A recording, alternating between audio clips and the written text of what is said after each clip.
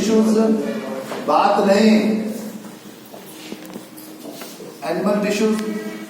अब animal tissues मैंने आपको कहा था कि एनिमल टिश्यूज जो होते हैं वो 4 तरह के होते हैं। इसको ब्रॉडली हम 4 वे में डिवाइड करते हैं, 4 टाइप में। या तो ये इपिथेलियल टिश्यूज होंगे, इपिथेलियल टिश्यूज होंगे, और जो इपिथेलियल टिश्यूज होते हैं they are present on the outer covering of the body and they are of different type based on the shape like squamous, cuboidal, columnar, ciliated, glandular. ये मैंने आपको पढ़ा रखा है। जो दूसरा है that is muscular tissues. Muscular tissues जो होते हैं नाम से क्लियर है, they will be forming the muscles of our body और नॉट। और दूसरी बात, जो मस्कुलर टिश्यूज होते हैं, ठीक है, वो हमारे बॉडी के मसल्स को फॉर्म करते हैं, जो कि 30% आपके बॉडी वेट में कंट्रीब्यूट करता है अकेले। तो इसका मतलब ये काफी इंपॉर्टेंट टिश्यूज है। और इसके अंदर 3 तरह के मसल्स आते हैं। जो मस्कुलर टिश्यूज है 3 तरह के होते हैं, या तो स्ट्रेटेड मसल्स होंगे, या नॉन स्ट्रेटेड मसल्स होंगे, या कार्डियक मसल्स होंगे, जिन्हें हम skeletal muscle, smooth muscle and cardiac muscle के नाम से जानते हैं। इनके बारे में मैंने आपको समझा दिया था। आज जो तीसरा टाइप है that is about the connective tissues, connective tissues, और 4th है नर्वस टिश्यूज। तो आज जो है हम लोग इनके बारे में बात करेंगे। सबसे पहले जो हम लोग देखेंगे that is about the connective tissues. तो कनेक्टिव टिश्यूज भी मैंने कहा था कि ये वेरियस टाइप के होते हैं, लाइक एरियोलर टिश्यूज, आपका डेंस रेगुलर कनेक्टिव टिश्यूज, इसके अलावा स्केलेटल टिश्यूज, फ्लूइड टिश्यूज। तो इस तरीके से अलग अलग तरह के टिश्यूज होते हैं। इनमें जो हमें देखना है, सबसे पहले हम देखेंगे एरियोलर टिश्यूज। जब हम एरियोलर टिश्यूज की बात करते हैं, एरियोलर टिश्यूज की बात करते हैं, तो आपको ये समझना चाहिए ये होते क्या हैं, कहां पे मिलते हैं और इनका फंक्शन क्या होता है। कोई भी टिश्यू आप पढ़ रहे हैं तो उसमें 3 चीजें पढ़ना है आपको। एक, पहली वो उनका अक्रेंस कहां पे है, कहां पे वो मिलते हैं बॉडी में, ठीक है। दूसरा कैरेक्टरिस्टिक्स उनके बारे में कि कैसे होते हैं, किस तरीके से आप पहचानोगे उनको। और तीसरी बात है फंक्शन क्या है, ठीक है। तो जो आपका एरियोलर टिश्यूज की बात यदि हम करें तो जैसा कि नाम ही है इसका areolar, so they are the loose cellular tissues which are basically responsible for packaging and binding of the tissues। यदि मान लीजिए कोई टिश्यूज है, ठीक है, तो उनको पैकेजिंग वर्क समझना आता होगा। तो पैकेट मतलब उनको एक प्रॉपर फॉर्म में लाना है, एक शेप में प्रोवाइड करना है। तो उसमें कनेक्टिव टिश्यूज का एक बहुत इंपॉर्टेंट रोल होता है, और वो रोल कौन प्ले करता है, एरियोलर। तो ये लूज सेलुलर टिश्यूज होते हैं, लूज सेलुलर टिश्यूज होते हैं which are mainly gel like and response mainly used in the packaging work, packaging और filling work।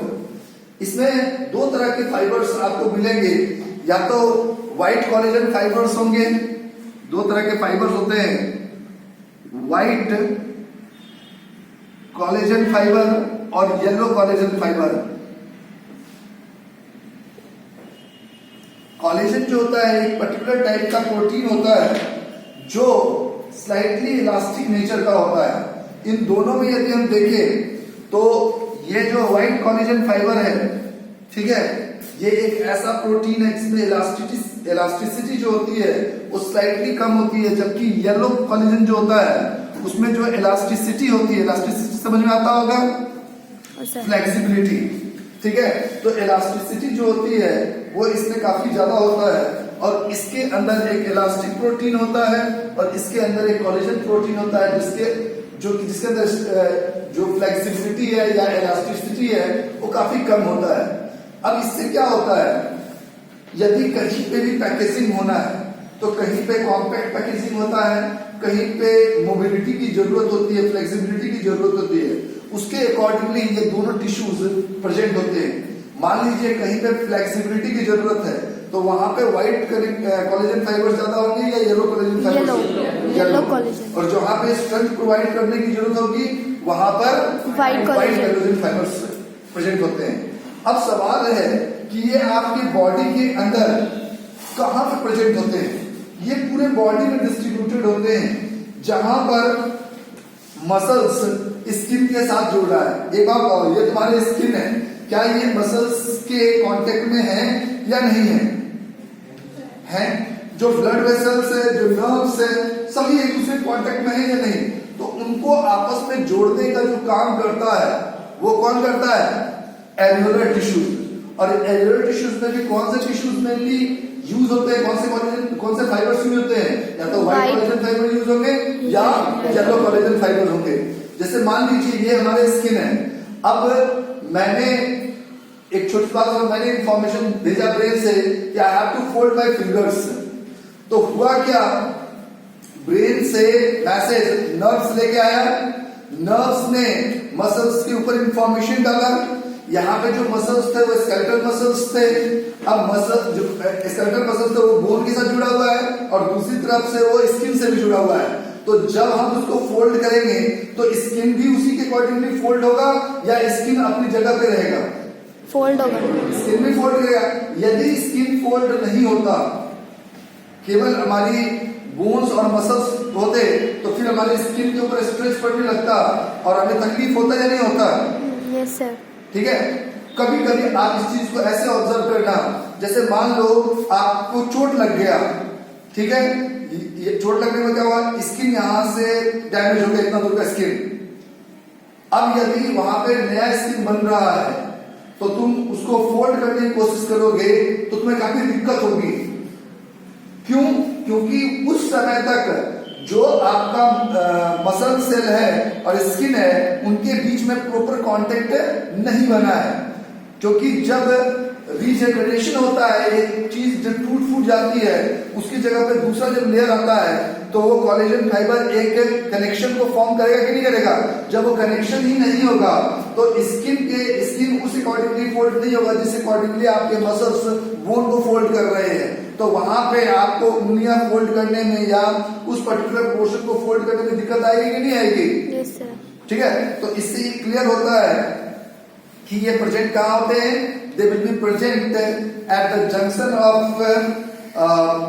skin with the muscles, blood vessels, nerves and all the surrounding places where spaces are present in between the tissues. उन सब जगहों पे alveolar tissues जो होते हैं वो packaging का काम करते हैं। ये तो बात है। तो एल्वियोलर टिश्यूज क्या होते हैं और क्या करते हैं समझ में आ गया? अब तुम सब जाएगा function. They will be responsible for packaging work, ठीक है। They will be responsible for connecting the muscles with the skin. They will be responsible for connecting the blood vessels with the nerves. ठीक है। तो इन सब चीजों को आपस में कनेक्ट करने का जो काम करेगा वो कौन करता है? Alveolar tissues. पहचानो कैसे? व्हाइट और येलो कोलेजन फाइबर यदि प्रेजेंट होगा उससे हम पहचान सकते हैं या नहीं पहचान सकते हैं? आया समझ में? So this is about the alveolar tissue. तुमसे पूछा जाएगा दो चार कैरेक्टरिस्टिक्स कहाँ पे मिलते हैं, क्या फंक्शन है, तो बता सकते हो? Yes sir. हाँ या नहीं? Yes sir. Next we will move toward the dense regular connective tissues. Next किसकी बात करेंगे? Dense regular connective tissues. देखो इसके यदि आप देखो इसके नाम से ही क्लियर है, they are very dense, they are present in dense amount and they are arranged in a systematic manner so that the packaging work can be done in a proper manner. ये भी packaging के लिए ही है लेकिन इसकी packaging जो होती है वो इनसे बहुत ही अलग होती है, इसीलिए इसको हम अलग तरीके से अलग टिश्यूज में पढ़ते हैं। अब सवाल ये है कि जो रेगुलर डेंस रेगुलर टिश्यूज है ये दो तरह के होते हैं। One is called as tendons and another is called as ligaments. हमारे बॉडी में टेंडन्स एंड लिगामेंट्स होते हैं या नहीं होते हैं? Yes sir. जो टेंडन्स होते हैं they are very inelastic in nature. Commonly ये इसलिए होते हैं क्योंकि इनके अंदर जो आपके व्हाइट कोलेजन फाइबर्स होते हैं जो कि बहुत ही इनइलास्टिक होते हैं, so they will be present there और नॉट। और ये जो टेंडन मसल्स और कनेक्टिव टिश्यूज होते हैं, they will be responsible for joining muscles with the skin, muscles with bones, अब जैसे मैंने अभी आपको बताया कि हमारे मसल्स बोन से जुड़े हुए रहते हैं, कोई तो टिश्यू होगा जो उनको जोड़ के रखता होगा, हाँ या नहीं? Yes, sir. तो वो जो जोड़ के रखने वाला है वो है टेंडन। और ऐसा नहीं है कि मान लो तुम बोन को ऐसे कर रहे हो तो मसल थोड़ी देर के लिए मुड़ेगा नहीं, फ्लेक्सिबल होगा, वहां पे काफी, क्योंकि इनइलास्टिक फाइबर है, व्हाइट कोलेजन फाइबर क्या है, इनइलास्टिक फाइबर है, तो वो साथ साथ बैंड करेगा कि नहीं बैंड करेगा। तो हम कहते हैं कभी कभी क्या होता है, मसल्स डिटैच हो जाता है, जैसे हमें ट्विस्टिंग हो गई, आप कहते हैं पैर मुड़ गए या इरेगुलर वे में आपका पैर फोल्ड हो गया, तो उस केस में क्या करते हैं कि हमारे मसल्स और बोन के बीच में जो टिश्यूज थे वो सब डैमेज हो गए, तो उनको रिवाइव होने के लिए आपको रेस्ट देना होगा। नॉर्मली आप देखना जैसे आपको चोट लगता है, ठीक है, बोन टूटा भी नहीं है, लेकिन यदि बोन और मसल्स जहां पे जुड़ रहे हैं, ठीक है, यदि मान लो वहां पे स्ट्रेचिंग आ गया और वहां पे टूट गया, तो उसको रिवाइव करने के लिए आपको रेस्ट देना जरूरी होता है। तो आपको क्या होता है, गर्म पट्टी बांध कर रखा दिया ताकि इस पार्ट को आप हिलाइए मत, तो क्या होगा, धीरे धीरे वो जब हिलेगा नहीं तो वहां टिश्यू बनते रहेंगे और फिर से वो मसल्स बोन के साथ जुड़ जाएंगे, नहीं जुड़ जाएंगे। तो टेंडन्स क्या होते हैं, they are the dense regular tissues which are responsible for joining the muscles with the bones, ठीक है।